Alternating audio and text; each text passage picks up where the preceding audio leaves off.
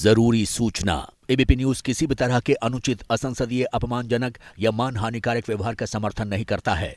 ये एक live show है और किसी खास समय में किसी पैनलिस्ट या मेहमान ने जो भी कहा या व्यवहार किया है वो एबीपी न्यूज के नियंत्रण से बाहर है। हम पैनलिस्ट या मेहमान के ऐसे व्यवहार के लिए खेद व्यक्त करते हैं। हम ऐसे कदम उठाएंगे ताकि भविष्य में ऐसी घटना न हो। जरूरी सूचना। इस कार्यक्रम में व्यक्त किए गए विचार वक्ताओं या उनकी पार्टियों के हैं, एबीपी न्यूज के नहीं। नमस्कार, मैं हूं विवेक श्रीवास्तव और आप देख रहे हैं लोकसभा चुनाव का सबसे विश्वसनीय शो कौन बनेगा प्रधानमंत्री। कल देश के दोनों बड़े गठबंधन शक्ति प्रदर्शन करने वाले हैं। एक तरफ दिल्ली में रामलीला मैदान में इंडिया ब्लॉक की लोकतंत्र बचाओ रैली होनी है। रैली में विपक्षी गठबंधन के 27 दल शामिल होने वाले हैं। माना जा रहा है कि इस मेगा रैली में सोनिया गांधी भी शामिल होने वाली है। राहुल गांधी और आम आदमी पार्टी के नेताओं के साथ विपक्ष के नेता अपने गठबंधन की एकजुटता दिखाने की कोशिश करेंगे। तो दूसरी तरफ प्रधानमंत्री नरेंद्र मोदी यूपी के मेरठ से चुनावी शंखनाद करेंगे। यह लगातार 5वीं बार होगा जब प्रधानमंत्री ने विधानसभा और लोकसभा की चुनावी जनसभाओं की शुरुआत मेरठ से वो करेंगे। बीजेपी का मानना है कि मेरठ से मिली मजबूत शुरुआत यूपी के दूसरे किनारे पूर्वांचल तक असर डालती है और नतीजे पार्टी के पक्ष में आते हैं। चुनाव से पहले विपक्ष के नेताओं पर लगातार एक्शन भी हो रहे हैं। ऐसे में कांग्रेस ने वॉशिंग मशीन वाला सिगुफा भी छोड़ा है, सवाल भी उठाए। आज इसी के साथ बहस की शुरुआत, लेकिन पहले वार पलटवार देख लीजिए।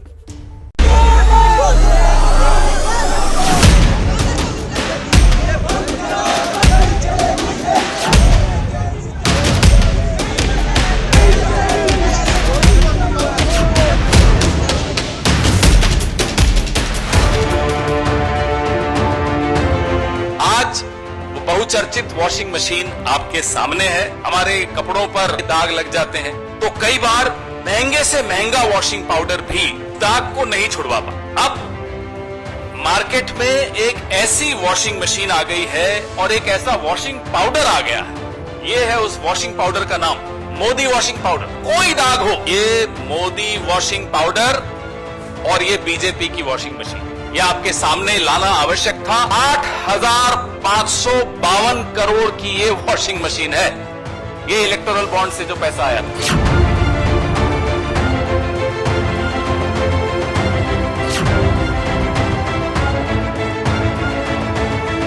कांग्रेस के सांसद के घर से 350 करोड़ रुपए पकड़े गए और कांग्रेस भ्रष्ट और कट्टर बेईमान अरविंद केजरीवाल के साथ खड़ी नजर आई।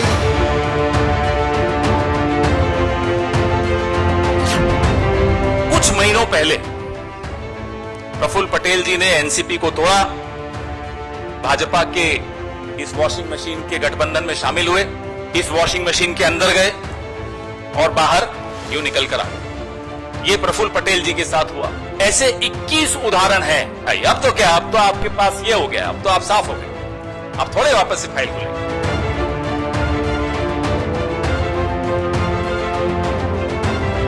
के सांसद के घर 350 करोड़ रुपए मिले, क्या कह रहे हैं? क्या कांग्रेस के नेता के खिलाफ कार्रवाई ना हो? क्या राहुल गांधी जी, सोनिया गांधी जी ने हजारों करोड़ की संपत्ति जो नेशनल हेराल्ड में बनाई, आज वो बेल पर है। लालू प्रसाद यादव जी चारा घोटाले में जेल में थे, आज वो जॉब फॉर जमीन जो लिया गया, क्या आपको क्या लगता है, क्या इसके खिलाफ कार्रवाई न, जो गरीब आदमी से पैसा लूटा गया?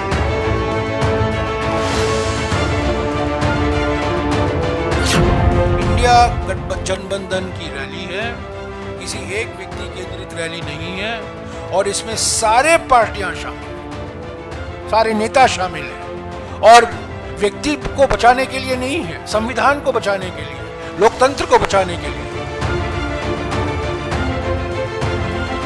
इनको राज्यों में कोई भी नहीं पूछने वाला है, इसलिए कहीं भी मौका देखते हैं, भीड़ इकट्ठी होती है, अपना भाषण देने की कोशिश करते हैं। आज जनता ने इनको अस्वीकार कर दिया।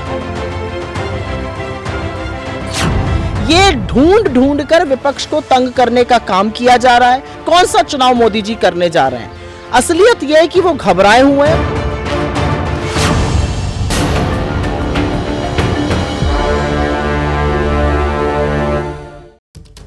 तो ये हमने आपको वार पलटवार दिखा दिया, इसी पर आज हम करने वाले हैं चर्चा। लेकिन बुलेटिन की शुरुआत करूं इससे पहले एक बड़ी खबर आ गई है, वो जानिए आप। शराब घोटाले को लेकर दिल्ली सरकार के मंत्री कैलाश गहलोत से ईडी की पूछताछ खत्म हो गई है। ईडी ने कैलाश गहलोत से 5 घंटे तक पूछताछ की। कैलाश गहलोत ने कहा है कि कोई घोटाला नहीं हुआ, मैंने ईडी के सभी सवालों के जवाब दिए हैं।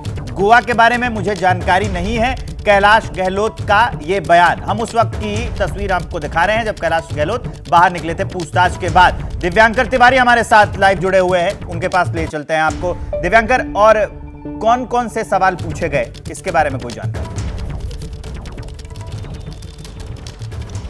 जी बिल्कुल विवेक, देखिए आपको बताना चाहूँगा, जिस तरह से शराब घोटाले के मामले में दिल्ली के सीएम अरविंद केजरीवाल अभी फिलहाल ईडी की हिरासत में पूछताछ उनसे लगातार चल रही है, और इसी सिलसिले को ईडी ने आगे बढ़ाते हुए कैलाश गहलोत जो दिल्ली सरकार में मंत्री हैं, नजफगढ़ से आम आदमी पार्टी से विधायक है, उनसे आज तकरीबन 5 से 5.5 घंटे तक पूछताछ हुई। इस दौरान उन्होंने ईडी के तमाम सारे जो सवाल हैं उनका जवाब दिया, और उनका जो कहना है वो साफ तौर से यही है कि ईडी अगर दोबारा बुलाएगी तो आगे भी मैं पूछताछ के लिए आऊंगा। और गहलोत ने यह भी बोला, जो जीओएम बनी थी, ग्रुप ऑफ मिनिस्टर्स बनी थी पॉलिसी को लेकर, उस दौरान वो उसका हिस्सा थे, और जो ये पूरा मामला है आपको बता दें कि जो 100 करोड़ रुपए साउथ लॉबी की ओर से यहाँ पर आए, और जिसका इस्तेमाल तकरीबन जो 45 करोड़ रुपए वो गोवा में चुनाव लड़ने के लिए आम आदमी पार्टी के प्रत्याशियों के लिए भेजे गए, तो उसको मद्देनजर ये पूरी जो पड़ताल है वो ईडी लगातार सबूत जुटाने में लगी हुई है। अब देखने वाली बात हुई कि जहां एक और कल यानी जहां इंडिया गठबंधन की महारैली होने वाली है, तो इन सबके बीच वहीं दूसरी ओर जिस तरह से लगातार ईडी पूछताछ कर रही है, तो उससे जिस तरह से आम आदमी पार्टी आरोप लगा रही है कि ये कहीं ना कहीं सरकार को अस्थिर करने की कोशिश है, तो आने वाले दिनों में इसकी तस्वीर साफ होने के जो आसार है वो लगाए जा सकते हैं। आपका बहुत बहुत शुक्रिया। आखिर दिल्ली का किला कौन जीतेगा? चुनावों से पहले लगातार वार पलटवार हो रहे हैं। आज कांग्रेस ने वॉशिंग मशीन वाला शिगुफा जो छोड़ा है, हमने तस्वीरें आपको दिखाई, वॉशिंग मशीन लेकर आते हैं, कहते हैं कि इसमें जो भी भ्रष्ट नेता है आते हैं धुल जाते हैं। ये बड़ा आरोप था, इसी पर करेंगे चर्चा। मेरे साथ प्रेम शुक्ला बीजेपी के प्रवक्ता, कुलदीप कुमार आम आदमी पार्टी के प्रवक्ता जुड़ चुके हैं, और मुदित अग्रवाल कांग्रेस के प्रवक्ता कुछ ही देर में मेरे साथ वो जुड़ेंगे। धीरेन्द्र कुमार मुन्ना आपको स्क्रीन पर दिख रहे हैं, एलजेपी आर के प्रवक्ता। कांग्रेस यहां आज फिर से लेट हो गई, खैर वो आएंगे तो उनसे करेंगे चर्चा। सबसे पहले प्रेम शुक्ला के पास लिए चलते हैं। प्रेम शुक्ला, आज आपने वो देखी होगी ना तस्वीर, वॉशिंग मशीन लेकर आते हैं और कहते हैं कि जो इसमें भ्रष्ट नेता आता है वो धुल के साफ हो जाता है। मेरे पास उसकी लिस्ट भी है, अशोक चौहान, हेमंत बिस्व शर्मा, अजित पवार, प्रफुल्ल पटेल, छगन भुजबल, हसन मुश्रीफ। आरोप तो बहुत गंभीर लगाए गए हैं, सवाल इसमें नैतिकता का भी है, क्या कहेंगे इस पर? विवेक जी, इसका एक दूसरा अर्थ यह है कि कांग्रेस, आम आदमी पार्टी, तृणमूल कांग्रेस पार्टी, ये इंडी अलायंस के तथाकथित जो सदस्य हैं, ये क्या कीचड़ के तालाब हैं क्या? कि इनके यहाँ जो कोई रह रहा है वो कीचड़ से संलिप्त है, एकदम से सना हुआ है। कि जब श्रीमान जो है अरविंद अशोक चौहान इनके यहाँ आदर्श घोटाले के आरोपों के बाद जब ये सैंक्शन की परमिशन नहीं देते हैं और मंत्री बनाते हैं तो बड़े क्लीन होते हैं वो। भारतीय जनता पार्टी में आते करेंगे ड्राई क्लीन हो गए हैं वो। तो आपने बीड़ा उठाया है क्या सफाई का? चाह रहे हैं भाई, तो आपने बीड़ा उठाया है क्या? शर्मा को मंत्री बनाए बैठे थे, नहीं हेमंत नहीं, अगर वो क्लीन कर दे तो हम उनको कीचड़ डाल दें इनके ऊपर। हमने बीड़ा नहीं उठाया, मतलब क्या कहना चाह रहे हैं विवेक जी? नहीं, अगर जो आरोप ये कह दें इनके यहाँ रहे तो क्लीन है वो, नहीं हाँ नहीं आरोप आप अपनी बात पूरी करिए। आरोप कब लगा? 2000, हाँ सुन लीजिए ना, आप सुन लीजिए, 2009 में आरोप लगा उन पर आदर्श घोटाले का, ठीक है। इन्होंने मुख्यमंत्री पद से हटाया, उनकी जांच हुई, जांच के समय जब प्रोसिक्यूशन की परमिशन मांगी तो पृथ्वीराज चौहान की सरकार थी, शंकर नारायण गवर्नर थे, उन्होंने परमिशन देने से इनकार कर दिया कि इनके खिलाफ अभियोजन की अनुमति नहीं दी जा सकती। उनको फिर से उद्धव ठाकरे सरकार ने मंत्री बना दिया। तो अगर वो इतने गंदे थे, कीचड़ से सने थे, तो मंत्री क्यों बना दिया? ये कीचड़ के तालाब ही है, इनके यहाँ सब गंदे रहते हैं। अब वो जैसे ही भाजपा में चले आए तो उनको याद आ गया, अरे ये तो आदर्श में थे। तो इसका क्या मतलब है, ये जरा बताइए। ये कांग्रेस के श्रीमान पवन खेड़ा बखेड़ा खड़ा करने के पहले इस प्रश्न का उत्तर भी दे दें। ये उनके जो प्रवक्ता आएंगे, ये मैं उनसे पूछूंगा जरूर, वो आ गए। और आपको 2-4 उदाहरण दे सकता हूं। ठीक है, अब मुदित अग्रवाल भी हमारे साथ जुड़ चुके हैं। आपके इसी सवाल का जवाब मैं उनसे पूछूंगा, लेकिन तब तक कुलदीप कुमार जो आम आदमी पार्टी के प्रवक्ता हैं उनसे पूछ लेते हैं, आपका क्या होगा?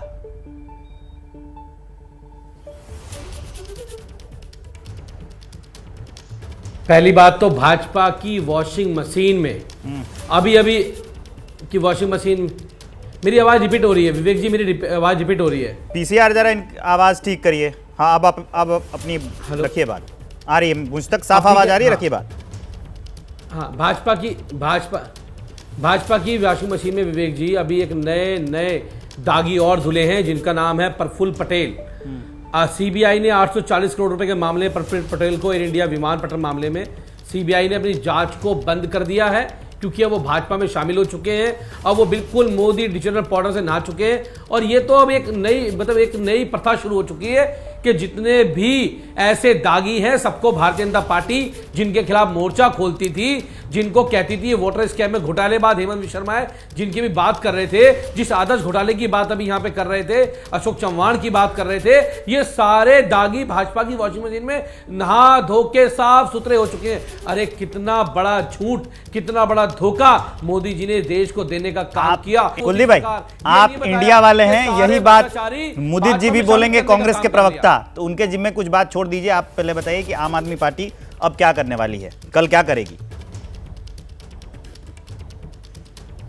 देखिए, दिल्ली में इंडिया अलायंस की एक बड़ी रैली होने जा रही है, और दिल्ली से ये आवाज उठ के पूरे देश में पहुंचेगी कि मोदी सरकार ने जो इस देश के कॉन्स्टिट्यूशन को, इस देश के लोकतंत्र को खत्म करने की जो ठानी है, जो इस पे अड़े हुए हैं, इस देश के लोग उस लोकतंत्र को बचाने की आवाज को बुलंद करेंगे। और जिस तरह से इन्होंने दिल्ली के लोकप्रिय मुख्यमंत्री आम आदमी पार्टी के राष्ट्रीय संयोजक अरविंद केजरीवाल जी को जेल में डालने की हिमायत की है, जेल में डाला, एक झूठे फर्जी तखातरी मुकदमे के केस के अंदर जेल में डालने का काम किया, और उसके साथ साथ जो उसका किंग पिंग था, जिसको एक किंग पिंग कहते हैं, जो शरद चंद्र रेड्डी था, उस शरद चंद्र रेड्डी से 60 करोड़ रुपए भारतीय जनता पार्टी ने लेने का काम किया। इसका खुलासा पूरे देश के सामने हो चुका है कि कैसे चंदा लेकर आज धंधा चलाया जा रहा है, धंधा दिया जा रहा है, कैसे आज वह शराब व्यापारी के ऊपर पहले रेड मारी जाती है, फिर उसको सरकारी गवाह बनाया जाता है, फिर उसको बेल दी जाती है। यह खुलासा पूरे देश के सामने हो चुका है, और आज ये सरकार सबके सामने,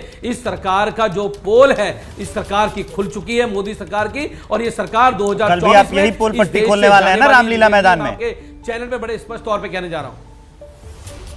हाँ बिल्कुल, पोल पट्टी तो रोज खुल रही है। ठीक है, भाजपा उनको जो फर्स्ट एक्यूज है उससे आप हमारे साथ रहिए। अब दूसरे वाले एक्यूज से देर से आए हैं मुदित जी, उनका स्वागत कर लेते हैं, उसको सांसद टिकट दे देती है। ठीक है, देर से आए हैं मुदित जी, इनका स्वागत कर लेते हैं। मुदित जी, आप जब हमसे जुड़े उसके पहले मैं प्रेम शुक्ला के पास गया था, उनसे मैंने सवाल किया था कि कांग्रेस जो वॉशिंग मशीन वाले आरोप लगा रही है, तस्वीरें दिखा रही है, तो उस पर उन्होंने बड़े जघन्य आरोप आप पर लगा दिए।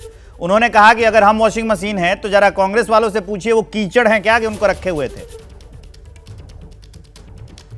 देखिए, सवाल ये नहीं है, सवाल ये है जो करप्शन का आरोप लगाते थे वो तो मोदी जी स्वयं लगाते थे, वो तो बीजेपी के अध्यक्ष स्वयं लगाते थे, बीजेपी वाले स्वयं लगाते थे। अजीत पवार जी के बारे में, छगन भुजबल जी के बारे में क्या क्या शब्द मोदी जी ने नहीं इस्तेमाल किए हैं, जरा ये बीजेपी के प्रवक्ता शायद भूल गए हैं। तो उनकी कथनी और करनी में फर्क देखिए ना। जो जिसको ये चोर कहते हैं फिर वो बीजेपी में आ जाता है, वो साफ हो जाता है। इसका जवाब तो बीजेपी देगी ना, या इसका जवाब हम देंगे? उनको चोर किसने कहा था? इन महानुभाव की पार्टी ने कहा था, बीजेपी ने कहा था, मोदी जी ने कहा था, नड्डा जी ने कहा था, अमित शाह जी ने कहा था। आपने तो सबको चोर करार दिया था, अब आपकी पार्टी में आ गए, सारे ठीक हो गए। इसका जवाब तो इनको अपनी गिरबान में झांक के देख के उसका देना चाहिए। इनकी कथनी और करनी में फर्क क्या है? जहां तक कल की रैली की बात है, ये लोकतंत्र बचाओ रैली है। देखिए, 3 चीजें जो पिछले 1 महीने में हुई हैं वही बता देता हूं।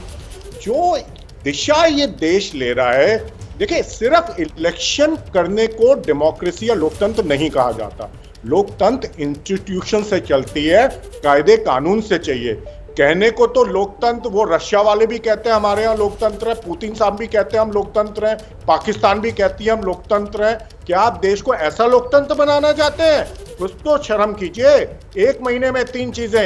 इलेक्टोरल बॉन्ड इस दुनिया का सबसे बड़ा घोटाला है। जिन कंपनी पे आरोप लगे, ईडी की रेड हुई, आपने उनसे पैसे लिए, अरे थोड़ी तो शर्म करो बीजेपी वालों। दूसरा, कांग्रेस के अकाउंट फ्रीज कर रहे हो, 1993 के इनकम टैक्स के नोटिस निकाल रहे हो। क्यों? क्योंकि डर रहे हो आप राहुल गांधी जी से, कांग्रेस से। इलेक्शन हमें आप नहीं, आप हमारे अकाउंट फ्रीज कर रहे हो, सीज कर रहे हो उनको, हमारा पैसा रोक रहे हो कि हम इलेक्शन ना लड़ सके। इसको लोकतंत्र कहते हैं? शर्म आनी चाहिए। चुल्लू भर पानी में जाके डूब के मरो आप लोग। इसके अलावा आप सीएम हेमंत सोरेन को अरेस्ट करते हैं, आप केजरीवाल जी को अरेस्ट करते हैं। यही समय मिला था अरेस्ट करने का? आप मिनिस्टर्स को अरेस्ट करते हैं अलग अलग में। प्रेम शुक्ला जी, ईडी, सीबीआई अपने राजनीतिक मित्र की जिज्ञासा जरा शांत करिए, उस पर जवाब दीजिए। लगातार 3 आरोप ये लगा चुके हैं आप पर, किन पर? बीजेपी वालों को शर्म करनी चाहिए आप लोगों को। ठीक है, आप प्रेम जी को सुन लेते हैं। आप बिल्कुल शर्म बेच खाए हैं। प्रेम जी बताइए। हमारे से देखिए कर रहे हैं, शर्म नहीं आती आपको? कुलदीप जी सुन लीजिए, उनको भी सुन लीजिए, उनका भी रहने दीजिए। आपत्तिजनक शब्दों का प्रयोग किया, बहुत ही आपत्तिजनक शब्दों का प्रयोग किया। मगर इसी तरह के शब्दों का प्रयोग अरे सुन लीजिए इत्मीनान से। देखिए प्रेम शुक्ला जी इत्मीनान से सुन रहे थे जब आप बोल रहे थे, तो आप उनको भी सुन लीजिए। बताइए प्रेम जी। जी डरपोक कहीं के। देखिए हर चोर जो है वो पुलिस को, देखिए अब शब्द का प्रयोग करा, इस चिरकुट को कहो, कायर से कहो, डरपोक से कहो, भ्रष्टाचारी से कहो, वंशवाद की अवैध पैदाइश से कहो, कायदे से बात करे। ये इस चिरकुट मेरी बात, मुझे लगता है तो इस चिरकुट की जो है पर्दे को, इस चिरकुट के चेहरे सुनिए ऐसे शब्दों का इस्तेमाल मत करें। सुनिए मेरी बात सुनिए, मैं यहाँ से गुजारिश कर लेता हूँ कि अपने देश के हर राज्य, सुनिए प्रेम जी, प्रेम जी, अभी आपका विवेक जागा। प्रेम जी और मोदी जी दोनों सुनिए मेरी बात। मैं इस देश, आपका जागा सुनिए, अरे मेरी बात सुन लीजिए आप दोनों। मैं देश के राजनीतिक पार्टियों से ये गुजारिश करना चाहता हूं कि वो अपने प्रवक्ताओं को थोड़ी सी क्लास दे कि किस भाषा का इस्तेमाल करना चाहिए। प्यार से बात करते करते आप लोग ऐसे आ जाते हैं। रहने दीजिए। धीरेन्द्र मुन्ना जी, आप अपना स्टैंड क्लियर कर चुके हैं कि आप किस तरफ हैं? किस तरफ है मतलब? हम तो एनडीए के पार्ट है, तो क्या स्टैंड क्लियर करना? हम लोगों का तो पूरा एनडीए में कहीं कोई परेशानी है क्या? अब कल की रैली के संबंध में अगर आप बात करना चाहते हैं तो ये गठबंधन क्या है? ये तो डर से बना हुआ बंधन है। जिनको ये लोग रामलीला में तो शुरू से रामलीला ही कर रहे हैं। तिहाड़ जाने के पहले का दहाड़ रहे, ये लोग चिल्ला रहे हैं। और सीबीआई को तोता हमारे समय में कहा गया था क्या? सीबीआई का गलत और ईडी का गलत इस्तेमाल तो कांग्रेसियों का रहा है। हमारे यहाँ पे स्वतंत्र हुई है। अगर कोई भ्रष्टाचार कर रहा है तो न हम उसको बचाते हैं और न किसी को पकड़ते हैं। इस सिद्धांत पर हमारे आदरणीय प्रधानमंत्री जी और हमारा गठबंधन काम कर रहा है। इन लोगों को ये बात पच नहीं रहा है, विदेश से फंडिंग लेने का काम कौन कर रहा है? यही आम आदमी पार्टी करे ना।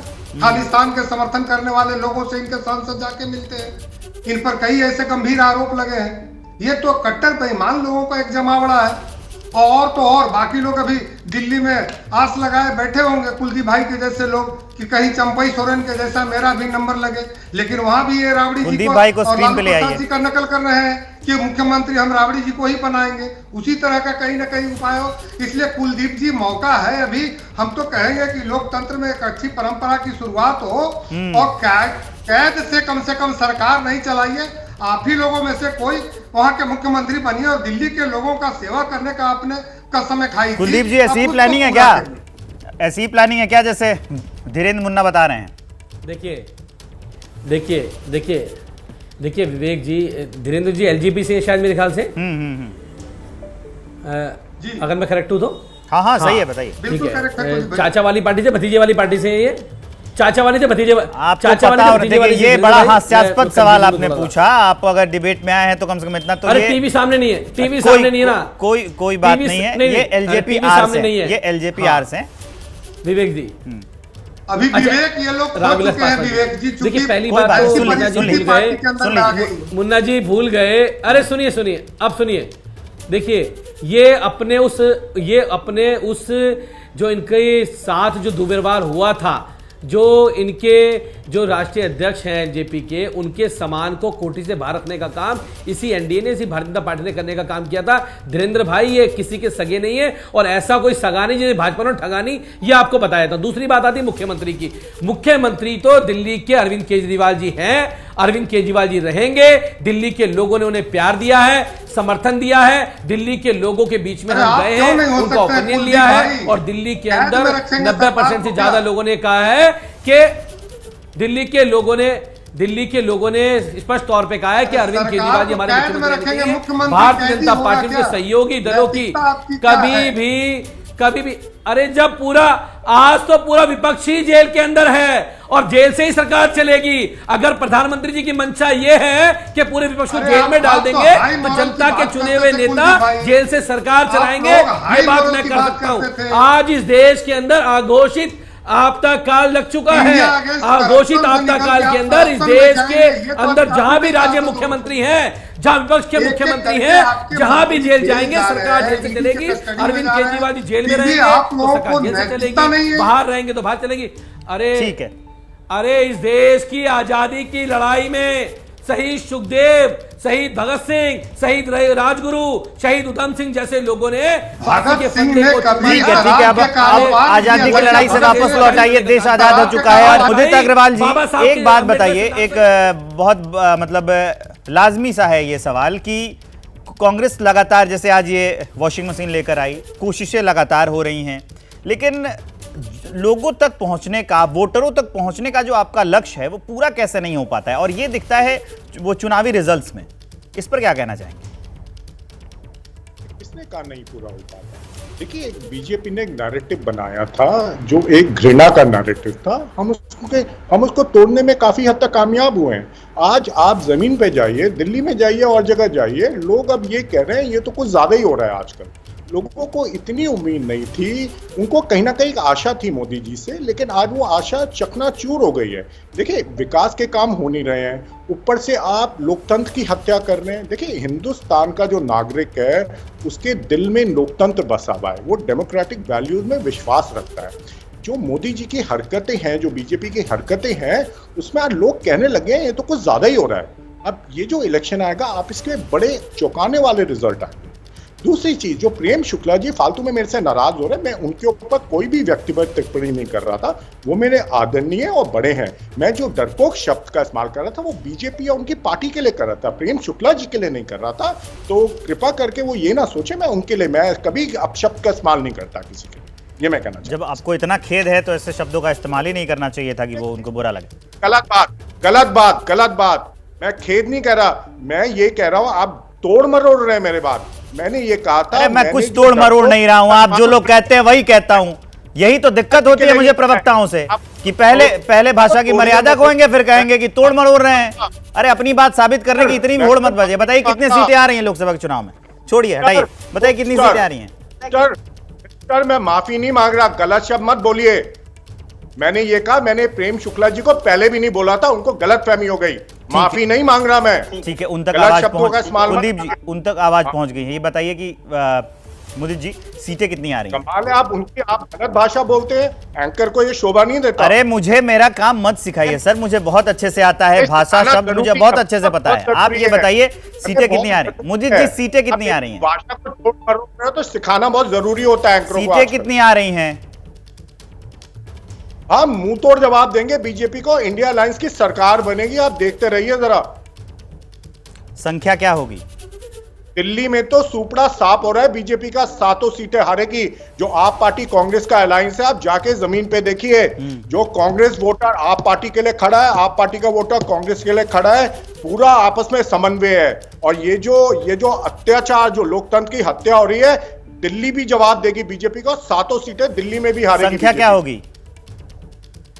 हमारी सरकार बनेगी इंडिया अलायंस की, 273 से ऊपर सीटें आएगी इंडिया। धीरेन्द्र मुन्ना जी सरकार बन जाएगी? हाँ, आप ही के पास आ रहा था, बताइए। सबसे पहले तो मैं कांग्रेस प्रवक्ता से ये पूछना चाहता हूं कि जो मैंने पहले प्रश्न किया था कि सीबीआई को तो कोर्ट ने तोता इनके समय में कहा था विवेक जी। दूसरी बात कहते हैं कि हम लोग डरे हुए हैं। हाँ भाई, हम लोग डरे हुए हैं, मैं मानता हूं, देश के लोग भी डरे हुए हैं कि आप आकर के फिर वही दुर्गति देश का करेंगे, फिर वही भ्रष्टाचार को आगे बढ़ाएंगे। इसलिए हम भी डरते हैं, देशवासियों की भावनाओं का कदर करते हैं। मोदी जी आप जब बोलते हैं तो कोई डिस्टर्ब नहीं करता, बोलने दीजिए। हाँ धीरेन्द्र जी पूरी करिए बात। अगर इनसे बॉन्ड हम बिल्कुल डरते हैं, आप लोग सही कहते हो। देश का एक एक बच्चा आपसे डरता है, क्योंकि जो 55 सालों में आपने देश में किया है उससे देशवासी डरते हैं। और आदरणीय प्रधानमंत्री जी पर लोगों का भरोसा है और विश्वास है। गठबंधन आप लोगों ने मजबूरी में किया था। आप मुझे जरा इसका जवाब दीजिए कि आम आदमी पार्टी के शराब के घोटाले का उजागर करने का क्रेडिट लेने का काम कौन कर रहे थे? आप ही लोग सारे प्रवक्ता चिल्ला चिल्ला के कह रहे थे कि वहां पे शराब में घोटाला हुआ है, लीकर स्कैम हुआ है और इसका क्रेडिट ले रहे थे। आज अगर मोदी जी की सरकार ने उस पर कार्रवाई प्रारंभ करी है तो आप हल्ला कर रहे हैं। ये दोहरा मापदंड आप नहीं रख सकते। दिल्ली सबसे पढ़ा लिखा देश का जगह है और वहां पे आप दोहरा मापदंड रखते हो, कहते हैं कि 7 की 7 सीटें मैं जीतूंगा। मुदित जी, क्यों अपनाते हैं आप डबल स्टैंडर्ड? डबल स्टैंडर्ड कहते किसको? डबल स्टैंडर्ड इसको कहते हैं जिन पार्टीज को बीजेपी कहती थी एंटी नेशनल पार्टी हैं, चाहे वो नेशनल कॉन्फ्रेंस हो चाहे पीडीपी हो, फिर नेशनल कॉन्फ्रेंस फिर पीडीपी के साथ मिलकर सरकार बनाते हैं, इसको डबल स्टैंडर्ड कहते हैं। जिस अजीत पवार को वो कहते थे सबसे ज्यादा भ्रष्ट आदमी है, उसको उसके साथ अलायंस करते हैं, इसको डबल स्टैंडर्ड कहते हैं। मुदित जी, ये हेमंत विश्व सुन लीजिए ना, क्यों तकलीफ हो रही है आपको सुनने में? मैं आता हूँ ना, तकलीफ मत कीजिए, इतना परेशान मत होइए। मुझे तकलीफ नहीं हो रही है। लग रहा है ये इतना तकलीफ इतना अच्छा ठीक है, बोल लीजिए फिर मैं बोलूंगा। मैं आपकी तरह तो जवाब नहीं दूंगा ना जैसे आप देना चाहते हैं, मैं अपने हिसाब से जवाब दूंगा। जरूर आप पार्टी और कांग्रेस में फर्क है, डिफरेंसेस हैं। अगर डिफरेंसेस नहीं होते तो हम एक पार्टी थोड़ी ना होते, हम अलग अलग पार्टी होते। लेकिन लोकतंत्र बचाने के लिए हमने डिसाइड किया कि हम साथ में आएंगे ये जो तानाशाह सरकार है इसके खिलाफ लड़ने के लिए। देखिए, एक बात लोगों को सोचनी होगी, ये क्या होने वाला है देश में। अगर तीसरी बारी बीजेपी सरकार आ गई तो भाई कोई भी ऑपोजिशन सरकार नहीं बचेगी, ये सबको जेल में डाल देंगे। क्या दुनिया में, क्या देश के लोगों को ऐसा लोकतंत्र चाहिए? लोगों को ऐसा लोकतंत्र नहीं चाहिए। कोई विपक्ष की सरकार नहीं बचेगी, सारी पार्टियां तोड़ देंगे, ये लोकतंत्र को लोगों को क्या चाहिए नहीं चाहिए लोग वोट से तय करते हैं ना, इसीलिए चुनाव होते हैं ना। ये होने वाला है भाई। वो व्यापम स्कैम का क्या हुआ? उनके चीफ मिनिस्टर को उन्होंने कभी जेल में नहीं भेजा। आपने कभी अगर आप अपने मन का जवाब दे चुके हैं, अगर मुदित जी अगर आप अपने मन का जवाब दे चुके हैं, आपने कहा था ना कि मैं आपको बोलने नहीं दे रहा, तो अगर आप अपने मन का 1 मिनट 2 मिनट से जवाब दे चुके हैं तो मुझे ये बताइए कि शराब घोटाले पर आप पहले आम आदमी पार्टी पर आरोप लगा रहे थे, अभी उनके साथ खड़े हो गए हैं। पटेल का सीबीआई केस सुना मैंने, वापस हो गया। ये क्या मिरेकल हुआ है? मतलब क्या हुआ, कोई तथ्य नहीं मिले या उन्होंने मोदी जी की मदद से नहीं है इसलिए ऐसा ये कर रहे हैं? बताए तो सही। ठीक है मुदित जी, जरा जवाब कुलदीप, इस समय सर आप अपना काम कीजिए, जरा सरकार से सवाल पूछने की हिम्मत निकालिए भाई। अब आप मुझे नहीं सिखाएंगे कि कैसे सवाल पूछा जाता है मुदित अग्रवाल। आप जब से शो में बैठे हैं यही उलूल जुलूल बातें करते जा रहे हैं। आप मुझे नहीं सिखाएंगे कि कैसे सवाल पूछा जाता है। मैंने उसके लिए प्रॉपर पढ़ाई की है, काम कर रहा हूं, ठीक है।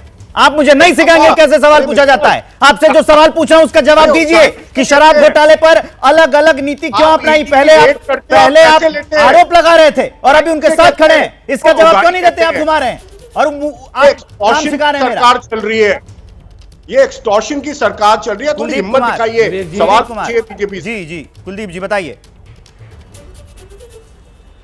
विवेक जी, अच्छा पहली बात तो ना मुझे आजकल बड़ा अचंभा हो रहा है टीवी डिबेट्स में कि जब भी मैं शरद चंद्र रेड्डी का नाम लेता हूँ, उसके बारे में पूछता हूँ, उनने उसको भाजपा चंदा उनसे क्यों लिया था, तो हमेशा मैं देख रहा हूँ प्रेम शुक्ला जी 3-4 डिबेट पे मैं देख चुका हूँ, वो चले जाते हैं डिबेट छोड़ के। आज भी चले गए, मुझे लग रहा है कि मैं उनकी आवाज़ ही सुन रहा हूँ, बहुत देर से मौका नहीं मिला है बोलने का। तो आजकल प्रेम शुक्ला जी अभी एबीपी न्यूज पे थे कुछ दिन पहले, उन्होंने वहां भी बदतमीजी करी, डिबेट खराब करी, छोड़ के चले गए। आज फिर ऐसा ही किया। तो मैं आपसे कहना चाहता हूं, ऐसे प्रवक्ताओं को बुलाने की क्या मजबूरी है जो आपकी डिबेट का अपमान करके चले जाएं, जो राशि चैनल का अपमान करके चले जाएं? लोगों मत बुलाई करिए। हम हर पार्टी के हर प्रवक्ता को समान नजर से देखते हैं, बुलाया जाता है उनको अपने पक्ष रखने के लिए।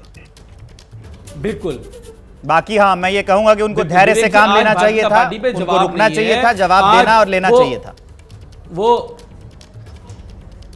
बिल्कुल, वो शराब घोटाला चिल्लाते थे पहले, अब शरद चंद्र रेड्डी की जब बारी आती है उसमें जब हम पूछते हैं तो आजकल वो भाग जाते हैं टीवी से। लेकिन ये सवाल पूछा जाएगा बार बार कि आखिर उस व्यक्ति से जो शराब घोटाले का किंगपिन बताते थे, उस शरद चंद्र रेड्डी से भारतीय जनता पार्टी ने आखिर 60 करोड़ रुपए का डोनेशन इलेक्ट्रॉनिक बॉन्ड के माध्यम से लेने का काम क्यों करा, ये देश आज ये जानना चाहता है और वो बताएं, लेकिन वो भाग गए। धीरेन्द्र जी बैठे हैं, वो इस बात को बता के जाए। दूसरी बात ये, क्या देश में आप देखिए हो क्या रहा है, आज पूरे देश भर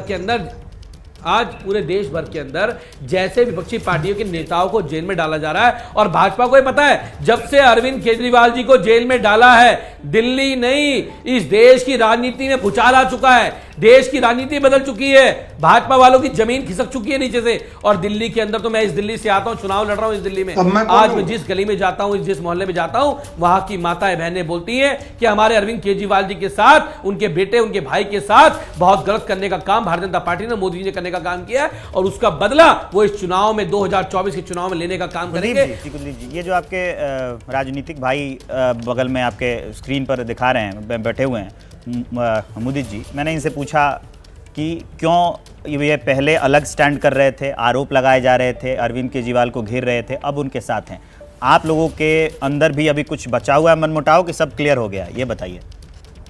बड़े गंभीर आरोप लगा रहे थे ये कांग्रेस वाले। देखिए आपका सवाल बहुत वाजिब है, आपका सवाल बहुत वाजिब है, आपको जरूर पूछना चाहिए। वो तो आरोप लगा रहे थे, मैं तो आपसे कह रहा हूं आप ये सवाल भाजपा से पूछिए ना, जहां सिद्ध हो चुका है, जहां डेटा है इलेक्ट्रॉन बॉन्ड का, जहां पर ये पता लग रहा है कि चुनावी चंदा लेकर इलेक्ट्रॉन बॉन्ड में कैसे धंधा दिया गया, कैसे शराब व्यापारियों से पैसा लिया गया, और एक पहले जो सरकारी गवाह बनाया गया जिसके बयान के आधार पर मुख्यमंत्री को जेल भेजा गया, उससे चंदा लिया गया 60 करोड़ रुपए का, और दूसरे वाले जो हैं आज उनको भाजपा के सहयोगी टीडीपी ने टिकट देने का काम किया है। क्या हो रहा है इस देश के अंदर, एक चुने हुए मुख्यमंत्री को फंसाने के लिए क्या क्या षड्यंत्र भारतीय जनता पार्टी ने और मोदी जी ने करने का काम किया, ये डर नहीं है अरविंद केजरीवाल को तो और क्या है बताइए। आप कितने लोगे भाई, षड्यंत्र करते हैं आप लोग जो इस देश के लोकतंत्र को बचाने की, अब आपने अपनी बात रख ली, अब आपने अपनी बात रख ली, अब मुन्ना जी को बोल लेने दीजिए, धीरेन्द्र कुमार बचाने की लड़ाई लड़ रहे हैं, ठीक है, अब आप समझ लीजिएगा मेरी बात को, अब आपने अपनी बात रख ली ना, संविधान को बचाने की लड़ाई हम लोग लड़ रहे हैं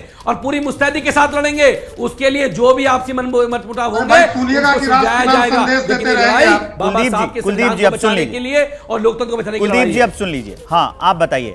हाँ बिल्कुल, आप लोग षड्यंत्र रच रहे हैं धीरेन्द्र जी। कुलदीप जी, मैं बड़े विनम्रता से पूछना चाहता हूं कि अन्ना के आंदोलन से आप लोग निकले हुए आदमी, आज जो उनका शराब तो बुला लीजिए, शराब चुप तो रहिए, भाग तो आप लोग बुला लीजिए। अरे आप जवाब भी नहीं सुनना चाहते हैं, यही दिक्कत है कि कांग्रेसीकरण आपका हो गया है। अरे भाई कुलदीप जी सुन लीजिए, आप फिर अभी एक मिनट अभी आप कह रहे थे प्रेम शुक्ला के बारे में, अभी आप फिर वही कर रहे हैं, सुन लीजिए। धीरेन्द्र को विवेक भाई, मेरे भाई धीरेन्द्र को फंसा के चले गए, मुझे बड़ा दुख है इस बात का।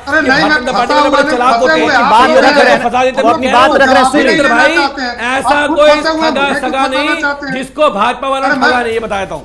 अरे भैया आप तो सुनिए, कुछ आप एक चीज बोलते हैं, अभी कांग्रेस के प्रवक्ता बोल रहे थे भाई कि आप सवाल हम लोगों से क्यों नहीं पूछते हैं। अगर कोई मुजरिम बोले थाने में जाकर के कि सवाल किसी भद्र और सभ्य आदमी से पूछिए, दरोगा तो पूछेगा उसी से ना जिसने चोरी करी है या जिसने बदमाशी करी है। अरे किस तरह का आप लोग सवाल करते हैं। आपने अगर कोई गलत काम किया है, अन्ना हजारे के आंदोलन से लीकर के सख्त विरोधी अन्ना हजारे, कुलदीप जी ऑडियो डाउन कराना पड़ेगा आपका। कुलदीप जी सुन लीजिए ना, आप लोगों को तो खराब लगता नहीं है कुलदीप जी। और गांधी जी फिर आपके पास आऊंगा, आप अपना पक्ष रख लीजिएगा, सुन लीजिए। गांधी जी के विचारों को बेच रही है। अब दोनों में फर्क समानता देखिए, एक आपने अन्ना के आंदोलन से निकल करके अन्ना जी के विचारों को श्रद्धांजलि और तिलांजलि दी है, और कांग्रेस पार्टी ने गांधी जी के आंदोलन से निकल करके गांधी जी के विचारों को तिलांजलि दी है। और ऐसे लोग आज हाई मोरालिटी की बात कर रहे हैं। ज्यादा मत बताइए, आदरणीय रामविलास पासवान जी का जब देहांत हुआ था तो आपके युवा नेता चिराग पासवान फोटोशूट करा रहे थे। अरे वो आप समझिए, नहीं आप मुझे आप सुनते नहीं है, आप सुनते नहीं है कुलदीप जी, आप सुन नहीं रहे। पासवान जी का निधन हुआ था तो आपके नेता फोटोशूट करा रहे थे गांधी चमकाने के लिए। मत बताइए, यहाँ पे समझ रहे हैं आप ये मत बताइए, छोड़ दीजिए, आप मत बताइए, मत करिए कुलदीप जी। मैं और आडवाणी का ऑडियो थोड़ा कम करिए, कुलदीप जी का ऑडियो थोड़ा कम करिए। कुलदीप जी आप मानेंगे नहीं ना, मैं आप तब से कह रहा हूँ। हाँ आप अपनी बात रखिए। नहीं देना, ये लोग हाई मोरालिटी की बात कर रहे हैं। विवेक जी मैं यही बताना चाह रहा हूं कि हमारे पास ये आरोप लगाते हैं वॉशिंग पाउडर और वॉशिंग मशीन का है, हमारे पास वॉशिंग मशीन है हमारे पास मोदी जी का पाउडर। अगर नहीं होता तो आज इकट्ठे होके चंद मुट्ठी भर 20-21 पार्टियों के ये जो लोग हैं, ये देश में भ्रष्टाचार और लूट मचा के रखा है, और अब एक जगह इनको कचड़ा और इनकी गंदगी को ले आए हैं, और कानून के शिकंजे में कानून संबत इन लोगों को तिहाड़ के अंदर में भेजूंगा। और ये मोदी जी का लाल किला के प्राचीर से संकल्प है, और इस बार तीसरी बार हमारे गठबंधन एनडीए जब सरकार में आएगी तो देश विश्व में तीसरी अर्थव्यवस्था के रूप में स्थापित होगी, और ऐसे भ्रष्ट लोगों का जगह तिहाड़ के अंदर में होगा। भाई साहब ये एक्सेप्ट कर रहे हैं कि हाँ है मेरे पास, पूरी बात आपने सुन ली ना? और प्लीज शब्दों की मर्यादा रखिएगा, आपको पूरा देश सुन रहा है। देखिए आप फिर से देखिए, ये जो आप कमेंट मारते हैं ना, मैंने शब्दों की कोई मर्यादा, अगर मैं डरपोक कह रहा हूँ बीजेपी में, तो आपकी कोई तकलीफ हो रही है? अरे भाई साहब मुझे तकलीफ नहीं हो रही है। मोदी वॉशिंग पाउडर है हमारे पास। देखिए प्लीज आप मेरे पे ना एंकर साहब फालतू के आक्षेप मत लगाइए। मैंने अगर डरपोक शब्द का इस्तेमाल किया बीजेपी के लिए, तो आप लोग अब सीधा सीधा हर कोई से इन पे आ जाइए ना, आप इन पे आ जाइए। आप फिर क्या पे आते हैं? बीजेपी हमारी आवाज दबाती है विपक्ष की। अरे भाई साहब उस समय से आप लगातार बोले जा रहे हैं। आप जब शो खत्म हो जाए ना, तब आपने मेरा ऑडियो डाइन कर दिया। तब जब शो खत्म हो जाए तब आप अपने आप को सुनिएगा, तब आपको आत्मज्ञान होगा कि आप क्या बोल रहे थे, कितना बोल रहे थे, कब बोल रहे थे। मोदी जी आप अपनी बात रख लीजिए। ये एक्सेप्ट कर रहे हैं कि हाँ है इनके पास वॉशिंग मशीन। मैंने एक भी गलत शब्द किया हो तो बताइए, मैंने यूज किया हो तो। मैंने एक अरे भाई आप उनको बोलने नहीं दे रहे थे, वो अपनी बात रख रहे हैं, बोलने नहीं दे रहे हैं। मैंने आपको पहले भी बोला था ना कि ऐसे मत करिए, फिर मैं आपके पास आऊंगा। आप खत्म कर लिए। मोदी जी आप बोलिए। बोला कुलदीप जी, मैंने आपको आप धीरेन्द्र जी हो गया है, आप पंचायत मत करिए, आप इनको बोल लेने दीजिए। देखिए कोई बात नहीं, आप पार्टी के साथ हमारा अलायंस है। अगर कुलदीप जी भी बोलना चाहते हैं तो मेरे को उसमें कोई इल्तिजा नहीं है, वो बोल सकते हैं। देखिए दिक्कत क्या है, और ये बहुत गंभीर सवाल है। मैं दोबारा से बोल रहा हूं, लोकतंत्र कहते किसको? लोकतंत्र सिर्फ इलेक्शन करवाने को लोकतंत्र नहीं कहते। लोकतंत्र चलता है, लोकतंत्र ये जो इंस्टीट्यूशंस होते हैं उसमें चाहे इलेक्शन कमीशन हो, चाहे ईडी हो, चाहे सीबीआई हो, चाहे उसके अंदर कैग हो, चाहे उसके अंदर हमारे कोर्ट्स हो, ये सब मिला के जो इंस्टीट्यूशनल नेटवर्क होता है उसको हम लोकतंत्र कहते हैं। अगर सिर्फ चुनाव की, जिसमें लेवल प्लेइंग फील्ड बहुत जरूरी है भाई, हर आदमी को, हर पार्टी को सेम लेवल प्लेइंग फील्ड होना चाहिए, किसी के ऊपर जोर जबरदस्ती नहीं होनी चाहिए, और सब फ्री एंड फेयर तरीके से इलेक्शन में पार्टिसिपेट करें।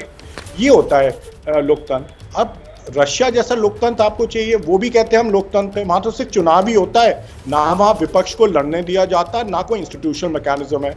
क्या भारत में भी आप वो चीज चाहते हैं? आप कांग्रेस के अकाउंट्स फ्रीज करते हैं बिको इलेक्शन के समय में, 1993 का केस निकालते हैं और नोटिस दे देते हैं। क्या ये तरीका सही है? आप खुद सोचिए ना। आज आप इलेक्टेड चीफ मिनिस्टर्स को सिर्फ इलेक्शन से पहले जेल में डाल देते हैं। आज जो कैंडिडेट, अभी एक कैंडिडेट है, उनका नॉमिनेशन हुआ, जैसे कांग्रेस ने उनको किया तो उसके अगेंस्ट आपने ईडी भेज दी उनके घर पे। क्या ये डराना धमकाने को आप राजनीति कहते हैं? क्या डराने धमकाने से आप लोकतंत्र चलाएंगे? अगर ऐसा चलाएंगे तो माफ कीजिए, बहुत बुरा हाल होने वाला है। ऐसे देश नहीं चलते। ठीक है, कोई गारंटी आज ये ले सकता है कि अगर बीजेपी की दूसरी बारी सरकार आएगी, ये सारी विपक्ष के सरकार और मिनिस्टर्स को जेल में नहीं डाल देंगे? देखिए ये तो कोई तरीका नहीं है लोकतंत्र चलाने का, और लोगों को इस पे बड़ी गंभीरता से विचार करना चाहिए। प्रेस को भी इसके ऊपर विचार करना चाहिए। ये देश आपके टीवी के माध्यम से, एबीपी के माध्यम से देश के दर्शकों से पूछना चाहता हूँ कि क्या इलेक्शन के दिन में अगर कोई अपराधी घूमता रहा या घूम रहा हो तो क्या उसको छोड़ देना चाहिए? कुलदीप जी आप ही को बोल रहा हूँ, जल्दी बताइए, ब्रेक का टाइम हो रहा है। कुलदीप तो नाम मेरा है जी। अरे आप ही को बोल रहा हूँ भाई साहब। देखिए चुनावी बॉन्ड सिर्फ भारत का नहीं बल्कि दुनिया का सबसे बड़ा घोटाला, ये मैं नहीं कह रहा हूं, ये कहा है प्रकल्ला प्रभाकर जी ने, जो निर्मला सीतारमण जी के पति हैं और जो बड़े अर्थशास्त्री हैं। उन्होंने ये कहा है कि चुनावी बॉन्ड इस देश का सबसे बड़ा घोटाला है। तो मैं कहता हूं आपके चैनल पे आज भाजपा वाले से पूछिए कि इन्होंने ऐसी कंपनियों से पैसा लिया जिसकी वर्थ 100 रुपए की थी, उसने 150 रुपए चंदा भारतीय जनता पार्टी को दे दिया।